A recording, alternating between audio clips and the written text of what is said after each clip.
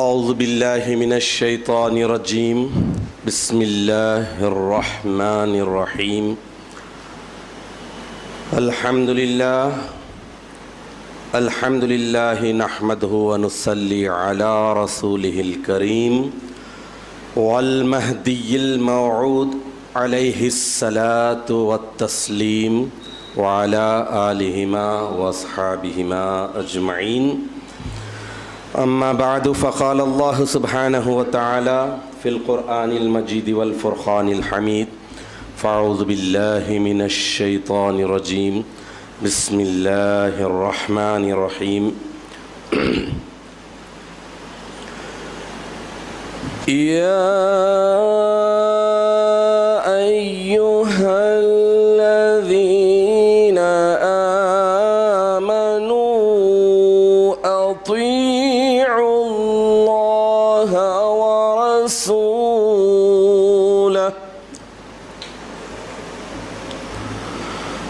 اطیعوا اللہ ورسولہ ولا تتولوا عنہ وانتم تسمعون۔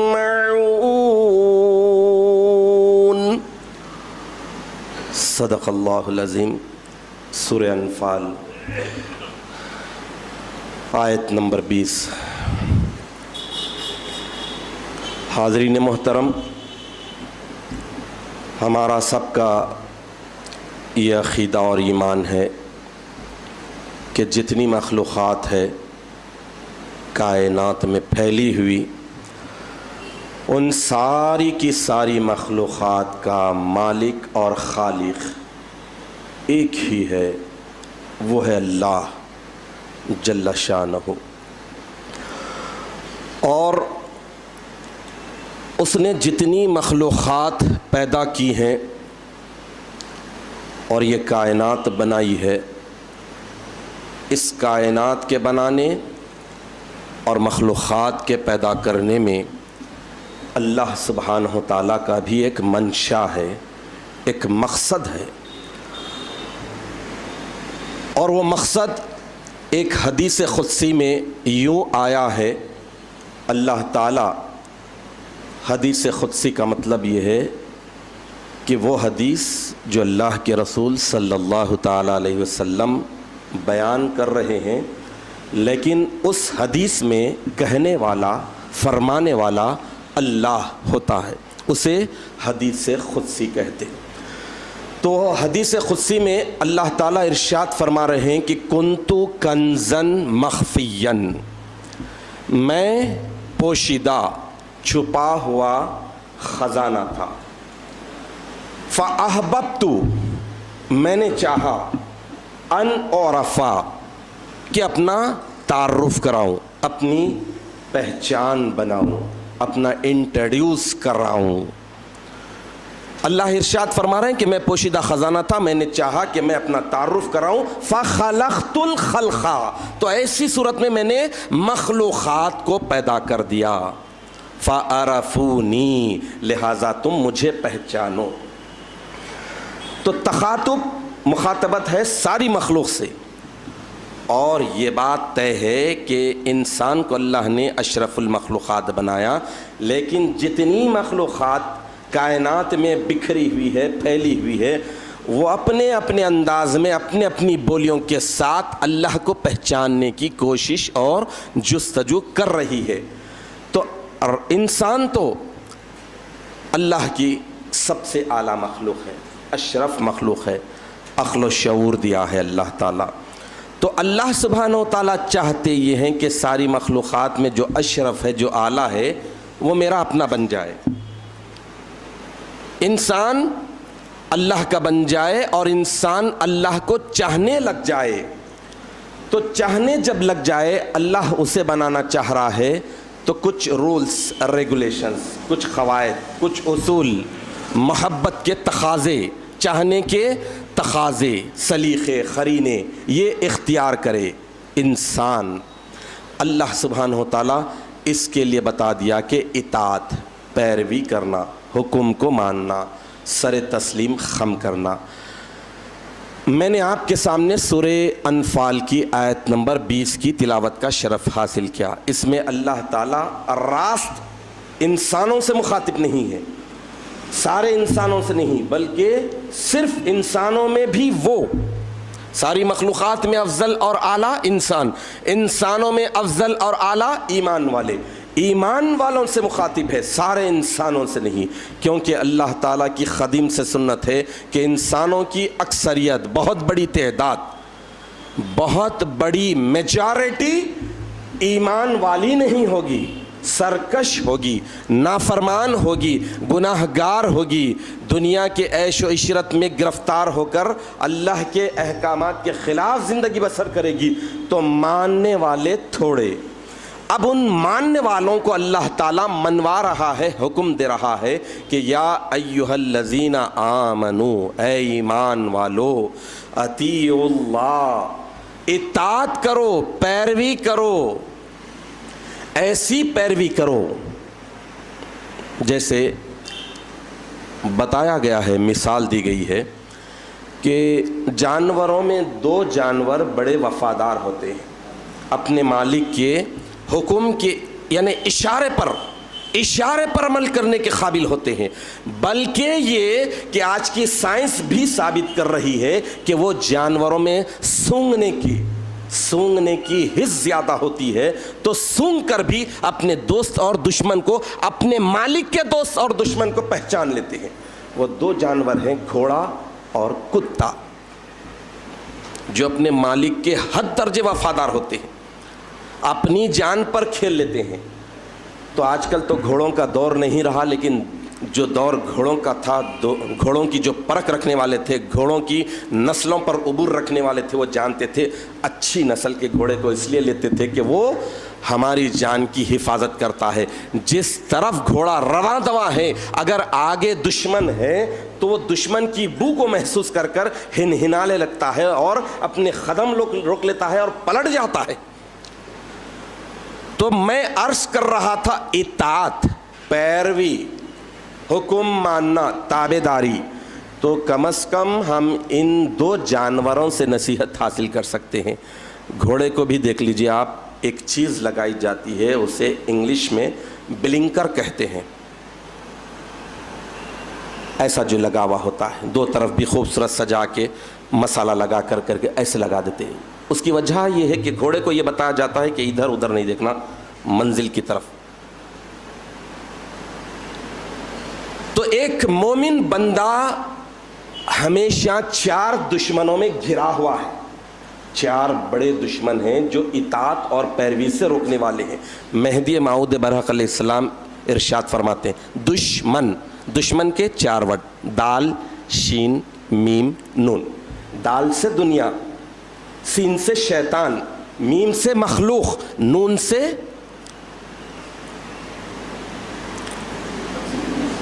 نفس. یہ جو بے لگام گھوڑا اندر بیٹھا ہوا ہے، نون سے نفس. تو یہ 4 دشمن ایسے ہیں، انسان کو پیروی سے روکنے والے ہوتے ہیں.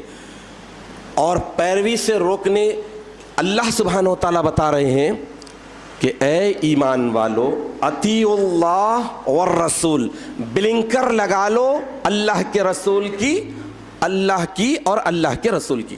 اطاعت اللہ کی کرو، پیروی اللہ کی کرو، اور فالو اللہ کو کرو اور اللہ کے رسول کو کرو.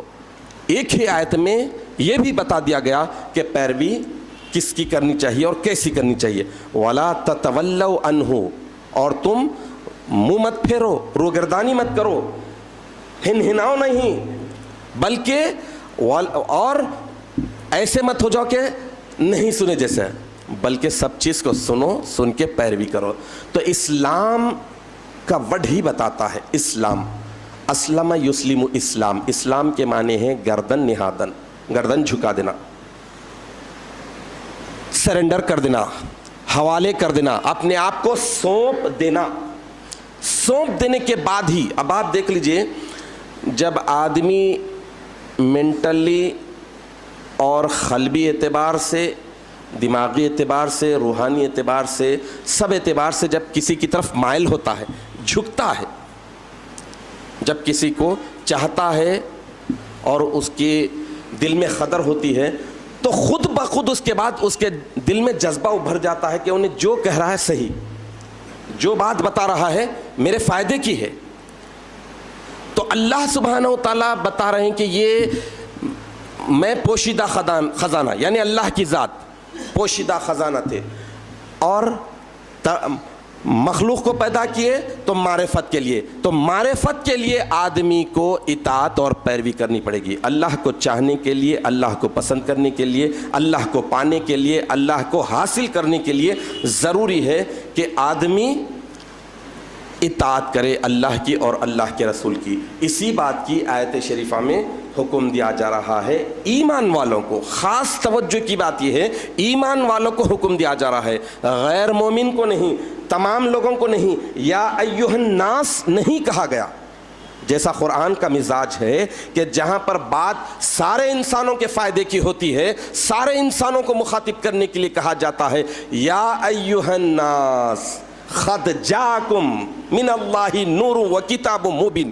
اے لوگو دیکھو، سب کے فائدے کے لیے اللہ نے نور کو بھی اتارا ہے، کتاب کو بھی نازل کی ہے. یہ سب لوگوں کا فائدہ ہوتا ہے، لیکن ایمان والوں کا جب فائدہ ہے تو خاص توجہ کے ساتھ جھنجھوڑ کر، مونڈھے ہلا کر بتایا جا رہا ہے کہ اے ایمان والو، ایمان لا لیے ہیں، تقاضا یہ ہے اللہ کو پانے کے لیے، اللہ کو راضی کرنے کے لیے.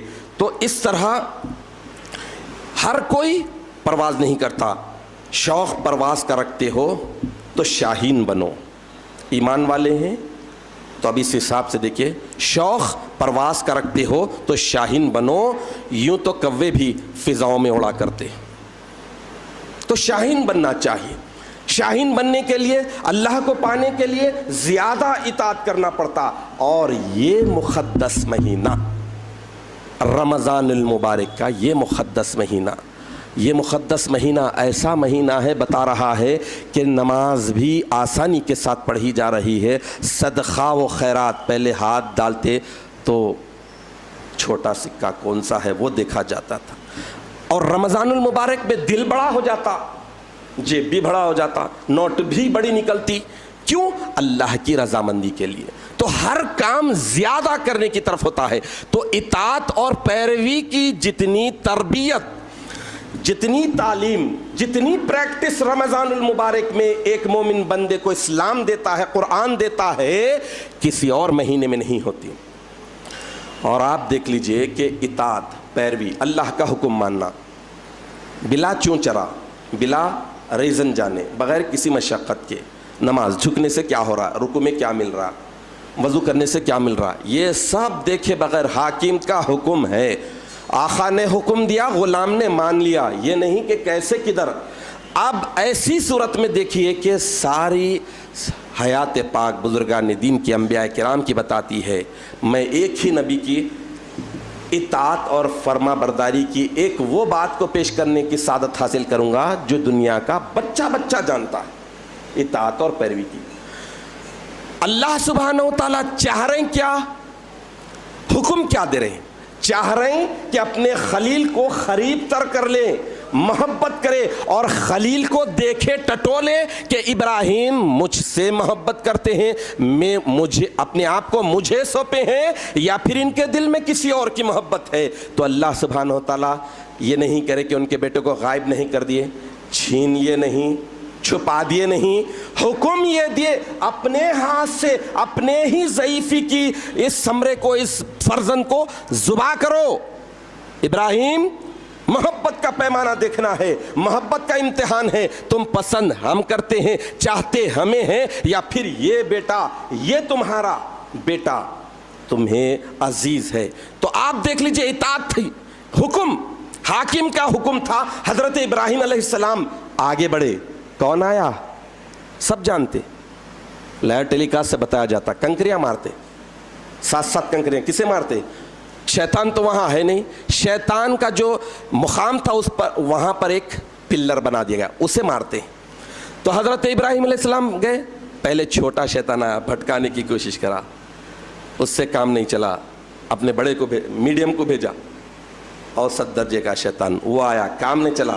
پھر بڑا اژدہا آ گیا، اس پر بھی کام نہیں چلا۔ حضرت ابراہیم علیہ السلام اللہ کے حکم کی تابعداری میں اپنے آپ کو ایسے سونپ دیے، یہ نہیں دیکھے کہ اسماعیل میری ضعیفی کی اولاد ہے، بیٹا ہے، زندہ ہے، جانور نہیں ہے ذبح کرنے کے لیے، اور اللہ بھی کیا آزما رہے ہیں، کیا آزما رہے ہیں، اپنے ہی لختے جگر کو اپنے ہی ہاتھ سے ذبح کر دو، چھپا دیے، گما دیے، تو پھر بھی چلو دل کو بہلا لیتے، چلو مس ہو گیا، گم ہو گیا، ادھر چلے گیا ادھر چلے گیا، لیکن حکم یہ ہے، اطاعت کا امتحان ہو رہا ہے۔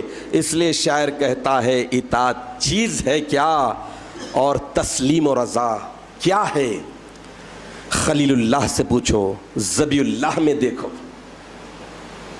خلیل اللہ سے پوچھو اور ذبیح اللہ میں دیکھو۔ چھوٹا بچہ جب لٹایا جا رہا ہے، اتنا تو سمجھ سکتا تھا، اتنا تو جانتا تھا کہ ابا جان کے ہاتھ میں چھری ہے، پتہ نہیں کیا ہونے والا ہے، وہ بھی دیکھ رہے ہیں، ہنس رہے ہیں، مسکرا رہے ہیں۔ حضرت ابراہیم علیہ السلام پریشان ہوئے کہ شیطان تین جگہ چکما دینے لگا، مغالطہ دینے لگا، دھوکہ دینے لگا، کہیں ایسا نہ ہو کہ میں بیٹے کو ذبح کرنے میں ناکام ہو جاؤں اور اللہ کا قرب پانے سے محروم ہو جاؤں۔ لہٰذا اپنے آنکھوں پر پٹی باندھ لی کہ باپ کی محبت غالب نہ آئے، اللہ کی محبت ہی دل و دماغ پر غالب رہے۔ تو یہ رمضان المبارک کا مقدس مہینہ ہمیں بتا رہا ہے ایسے ایگزام سے ہمیں گزرنا نہیں ہے، ایسے بڑے بڑے آزمائشوں سے گزرنا نہیں، ایسے انگاروں پر سے گزرنا نہیں ہے، اطاعت کرنا ہے۔ اذان ہوئی، اخلاص کے ساتھ، خلوص اور محبت کے ساتھ، خشیت کے ساتھ، ڈر کے ساتھ اللہ کی طرف چلے جانا ہے۔ دعوت دی جاتی ہے، اب تحیۃ الوضو کے احکامات بتائے گئے۔ بہت سارے لوگوں کو کلیم کسی پر بھی نہیں، ہمارا کام وما علینا الا البلاغ المبین، کھلم کھلا صاف بات پہنچا دینا ہے، بات کڑوی لگے لیکن صفت یہ ہے، حق میں یہ صفت ہوتی ہے، الحق مرن، حق کڑوا ہوتا ہے، حق کڑوا ہوتا ہے اور باطل بڑا میٹھا ہوتا ہے۔ تو کڑوی بات لگتی ہے ضرور، لیکن ہمارا کام ہے بولتے جانا، بولتے جانا، بولتے جانا، بولتے رہیں گے۔ لیکن آپ دیکھ لیجئے کہ تحیۃ الوضو، مہدی علیہ السلام ارشاد فرمائے کہ دین کا بخیل ہے، دین کے بخیل کے۔